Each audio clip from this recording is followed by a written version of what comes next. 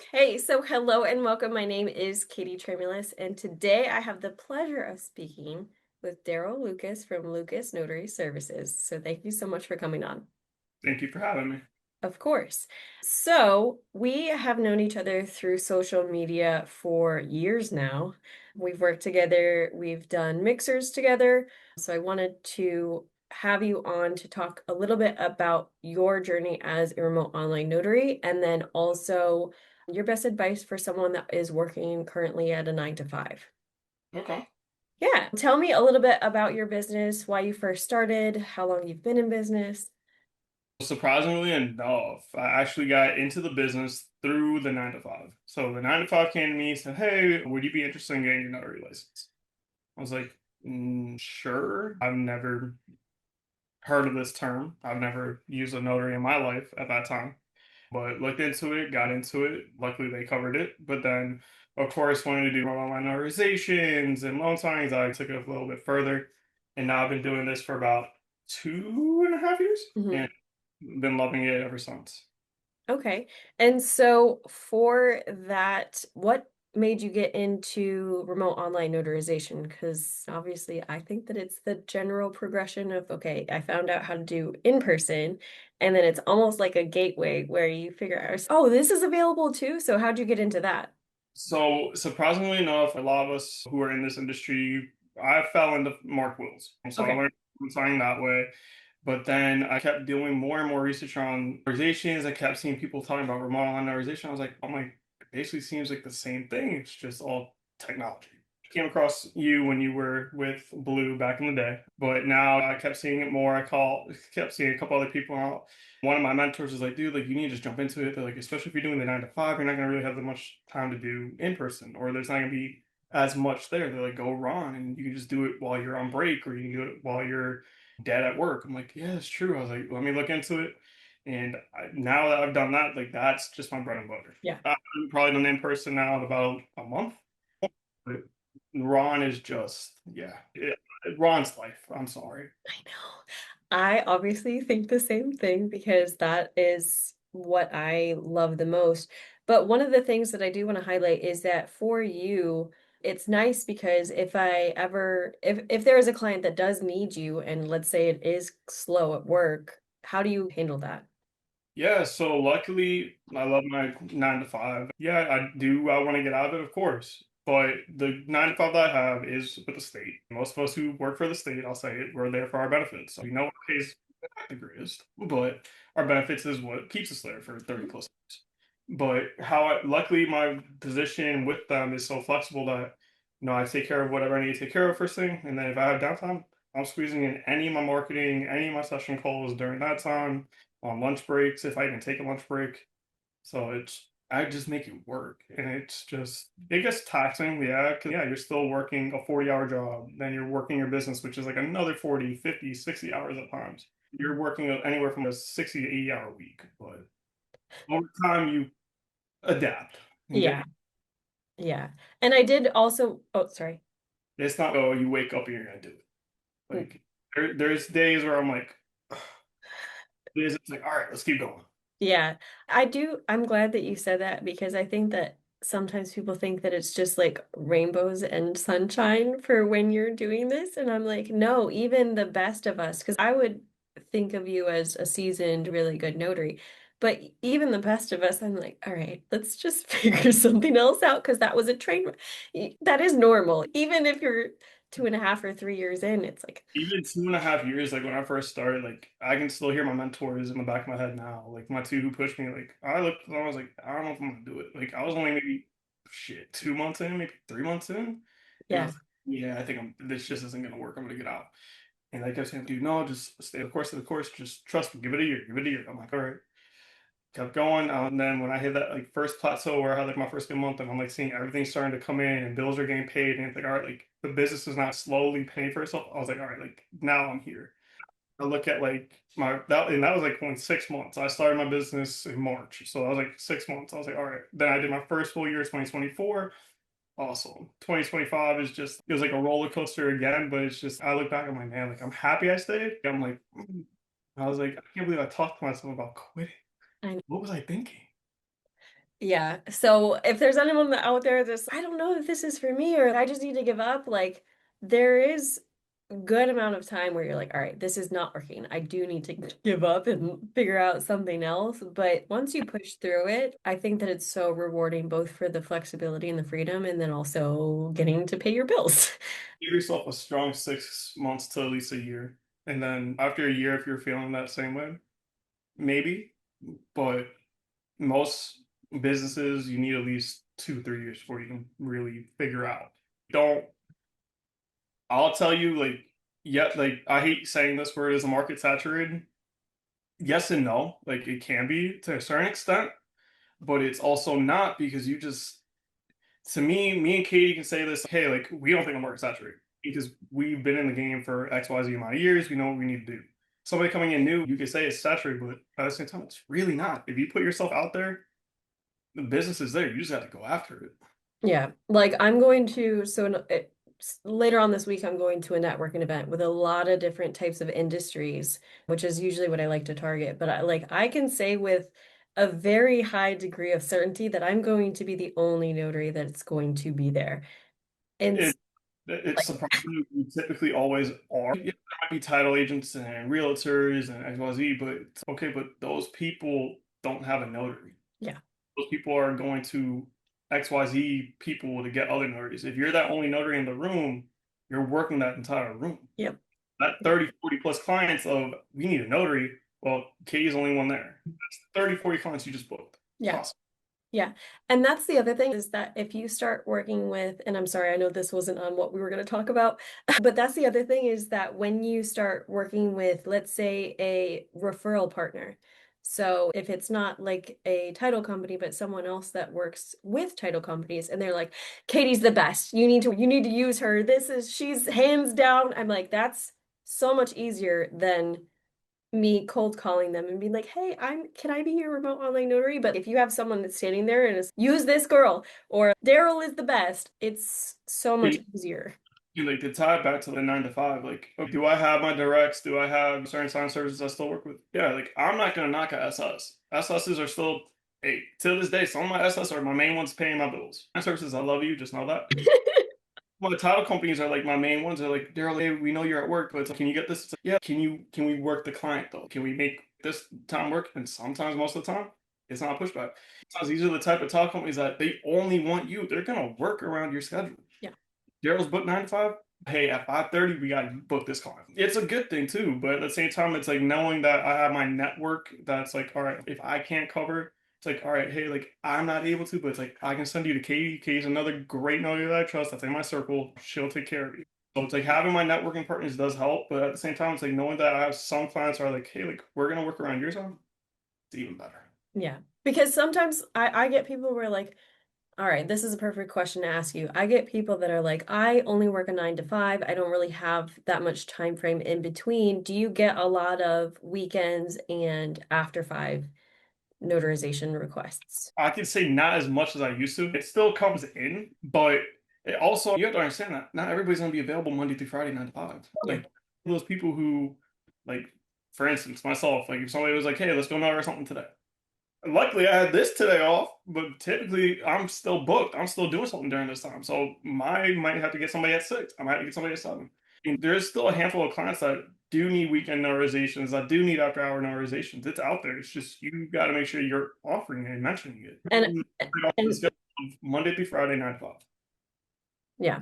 And I think the other thing is that is the way that you've presented it to your clients is that you are available during those time frames, so they go more towards those time frames. But if you are a notary that presented yourself more as available from 6 to midnight or on the weekends, your clientele would expect that more from you in general.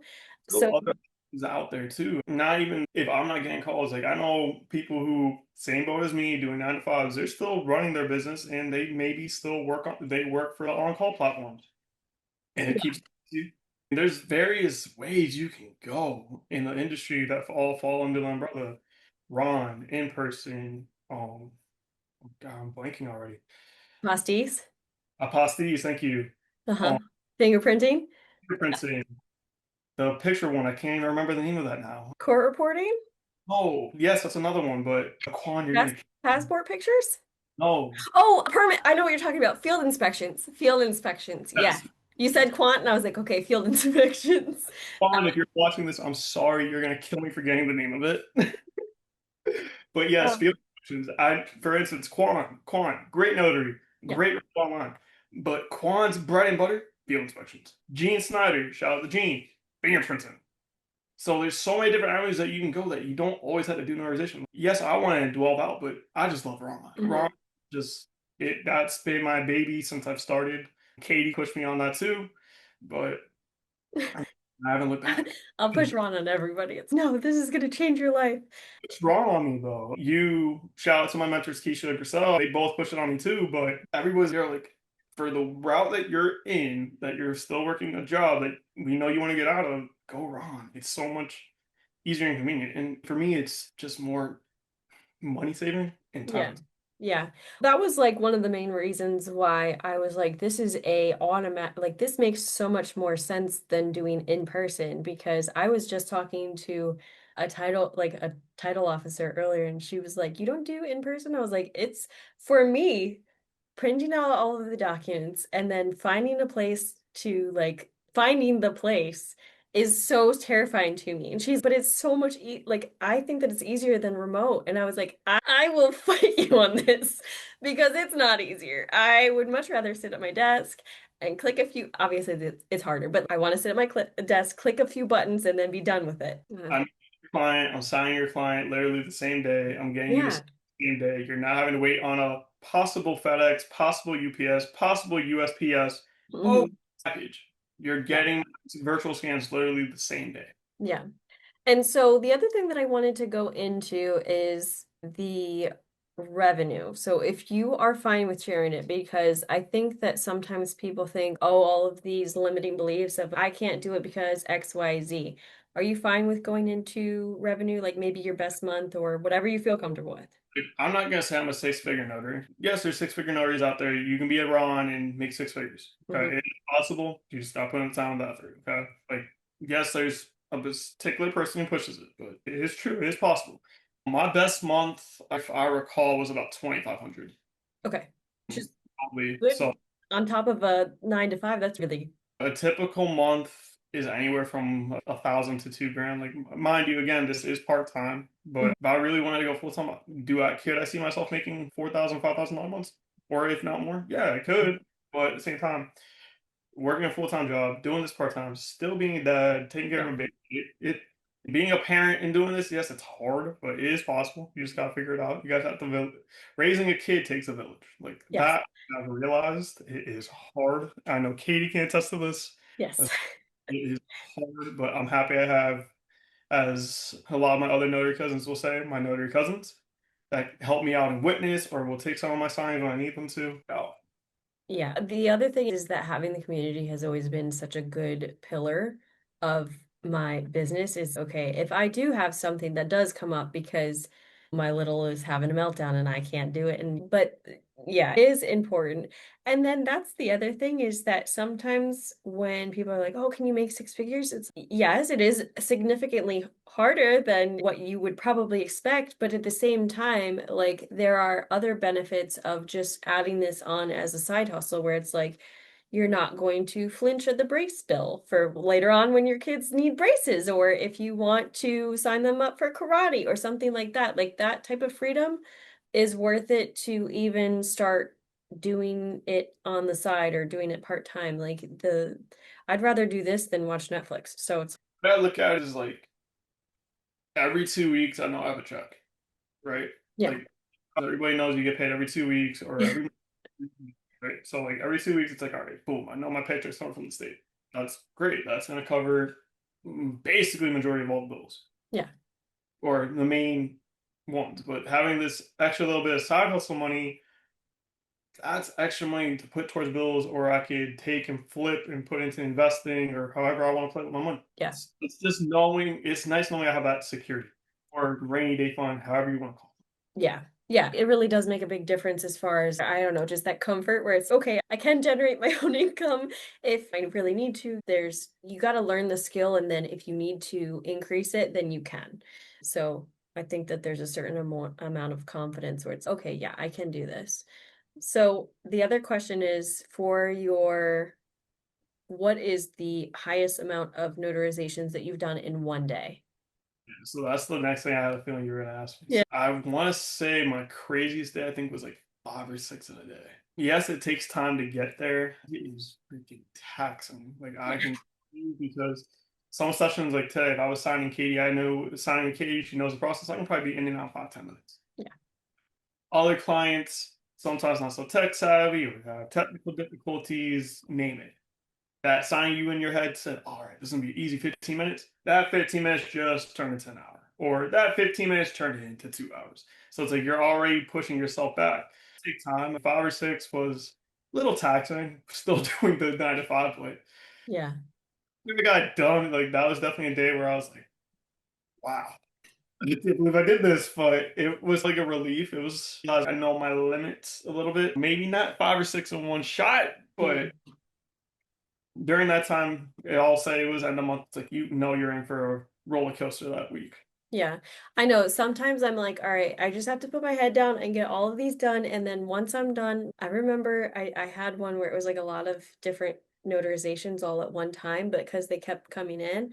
And by the time that I was like done, I was like, oh, thank goodness. And then I looked back at how many I had done and I was like, oh my God, that was insane. It's honestly hard to keep. It's not like it's hard to keep track. It's just like you can't believe you've done it. Because like Yeah. I through my first 3 that day, I was like, all right, like this like morning session's done. Like I can breathe, and like I turn around, damn, like all right, I have another 3 lined up. Yeah. But then once you hit that final one, you're like, all right. I'm done. I want to be done. I want to go eat. I want to go sit.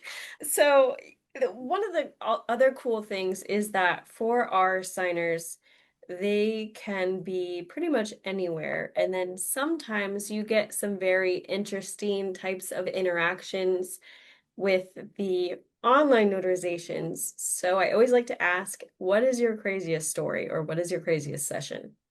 Oh, craziest session I had. Gentleman was selling property in Texas. I guess he now moved, got a new job out on some like the African plains in Uganda, middle of like in the wild. Look, I felt like I was in Lion King to an extent. He was like in his little safari truck, and we're just going. Now, how he had Wi-Fi, I don't know. Don't ask. I don't care. Yeah.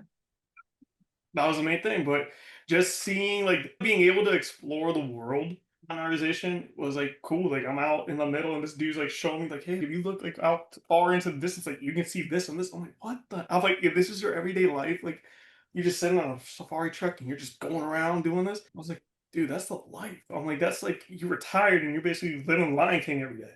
Yeah. I would say it's probably my craziest. I've seen parts of Egypt now like going through it, like and hearing some of these country names are like insane. Like I would never know. Oh, this is a country. Like I Yeah. didn't. I'm the same way. I had someone, it was for a yacht title transfer, and they were down somewhere in the Caribbean, maybe Grenada. And I never knew Grenada was a country. 2 weeks ago, I had somebody in Grenada. I'm like, what the hell is Grenada? And I looked it up. I'm like, holy crap. I was like, yeah, I was like, this is interesting. I know. Now people are going to be like, oh, yeah, the US education system. I don't know. It was a while ago. Okay. The school system failed me. Okay, organization taught me well. I have my degree from YouTube University. Thank you very much. Yeah. Honestly, I've learned, okay, so I'm the same. I have a degree. I've used my degree almost zero. But for YouTube, I'm like, I, I don't know. I wouldn't know anything if I didn't have YouTube and ChatGPT.